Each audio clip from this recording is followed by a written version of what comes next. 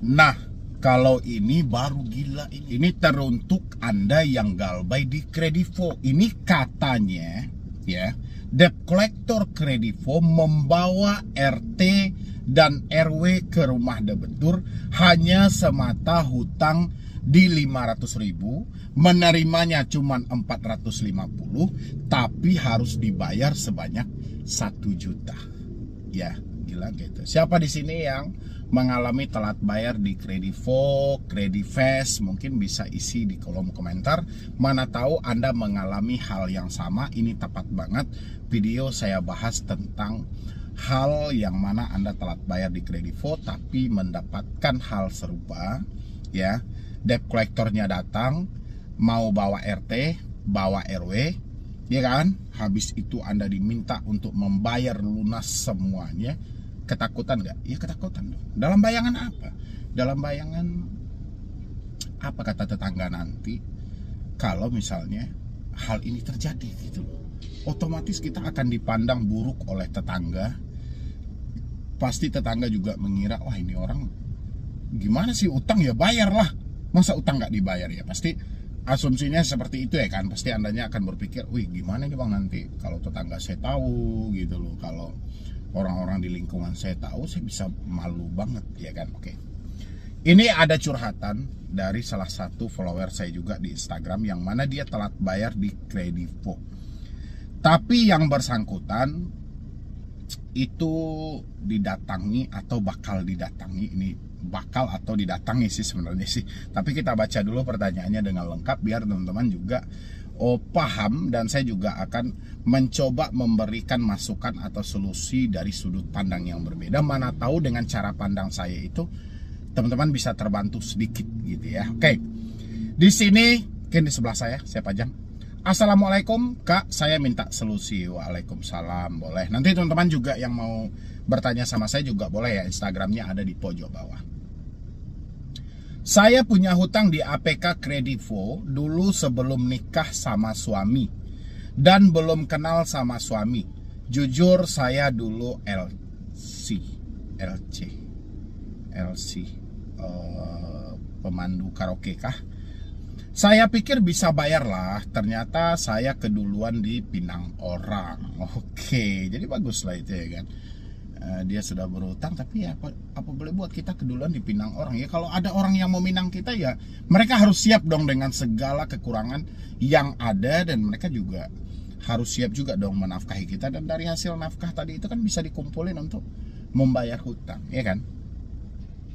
Ternyata saya keduluan dipinang orang. Terus berjalannya waktu sampai sekarang ini saya diteror sama APK Kredivo. Saya diancam mau datang ke rumah saya, bawa RT RW. Dulu saya pinjamnya cuma 500.000, terus dapatnya 480 lah. Sekarang bunganya sampai 1 juta. Oke, kita ambilnya nggak usah yang 480 ya, kita ambilnya dari 500. Oke, 500 yang Anda pinjam, saya nggak tahu nih Anda telatnya sudah berapa lama, sudah 3 bulan, 4 bulan, 5 bulan, atau 1 tahun, 2 tahun. Oke.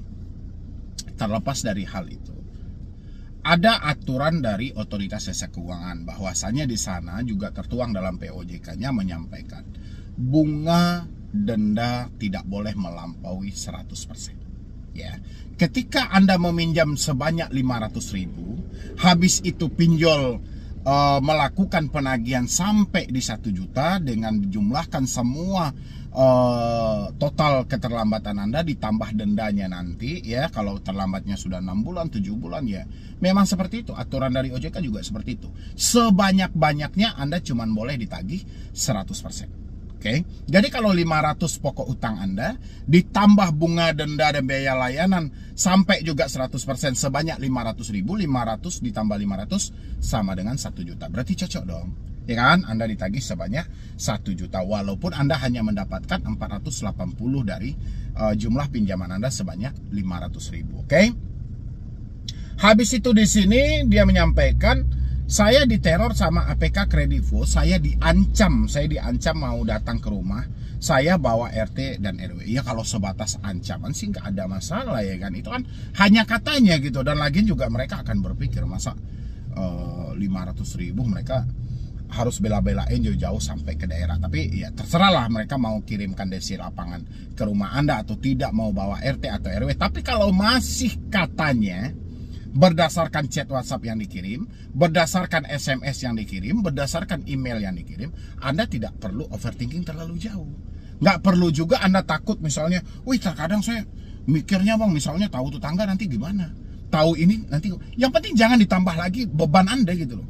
Beban Anda jangan ditambah dulu. Jadi kita pikirkan dulu, ya oke, kalau mereka misalnya mau datang, ya silahkan, gak ada masalah juga. Gue sudah siap kok. Emang tuh ternyata gue memang gak mampu bayar, gue gak sanggup bayar. Kayak gitu, kita gentleman aja, kita gak perlu egois juga dengan memikirkan yang ini, yang itu. Gak perlu. Ya, habis itu kita lanjutkan. Kadang ada rasa takut juga, takut malu sama tetangga. Ini yang gak boleh.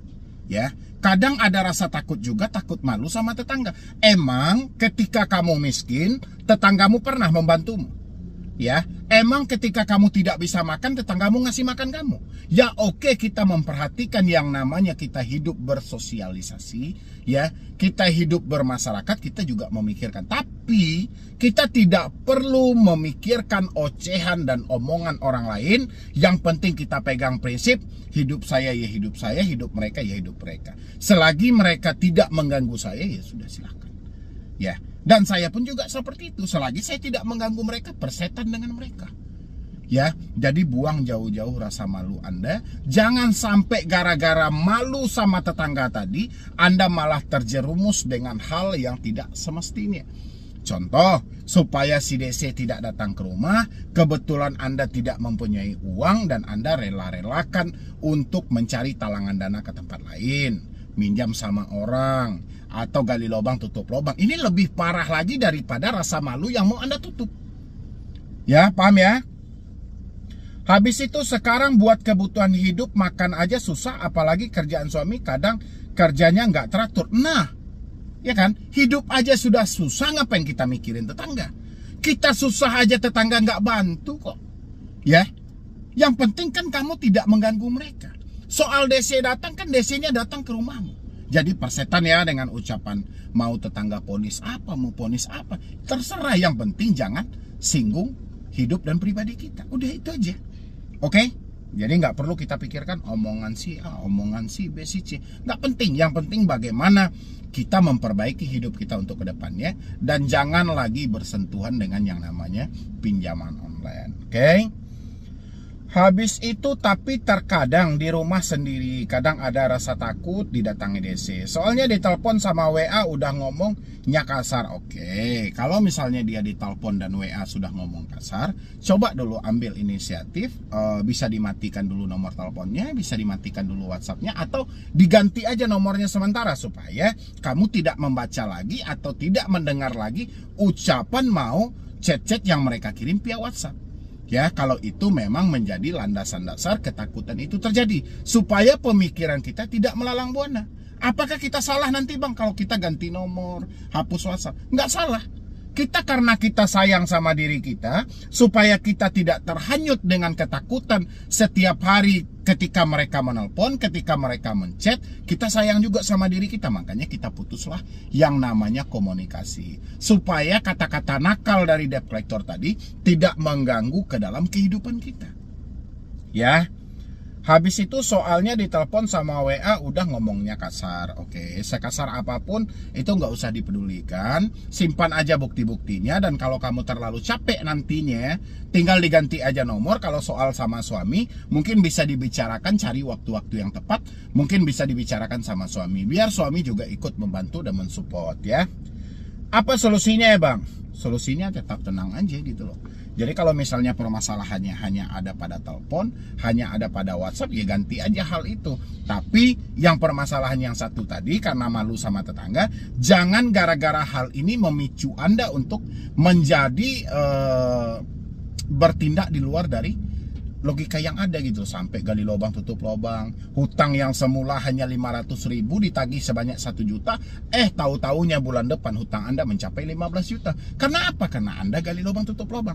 Ini yang harus ditahan diri ya. Mungkin dari saya cuma itu aja. Yang penting kalau hanya sebatas katanya dan ceritanya, itu nggak perlu dipedulikan juga. Sampai DC-nya nanti juga datang ke rumah, ada tetap tenang aja. Habis itu tanyakan dulu kelengkapan dari DC-nya itu, apakah mereka sudah mempunyai sertifikat dari AFWI, apakah mereka ada surat kuasa, apakah mereka mempunyai ID card. Kalau mereka tidak bisa menunjukkan, usir dari rumah. Kalau mereka bisa menunjukkan, Anda tinggal jelaskan apa yang terjadi sebenarnya sehingga Anda belum mampu bayar. Kalau si DC-nya tidak bisa terima, yaitu hak mereka, ya kan? Nggak hak kita juga, yang penting Anda sudah menjelaskan, karena setiap resikonya itu sudah ada tertulis di pinjolnya masing-masing. Ketika telat, ketika tidak mampu bayar, apa risikonya? Ya lanjutkan aja. Ya, yang penting jangan berpikir yang negatif-negatif yang merugikan diri Anda. Insya Allah Galbay itu aman-aman saja selagi Anda bisa mengendalikan cara berpikir Anda. Oke? Jadi sekian dulu dari saya, Medi Browning. Wassalam.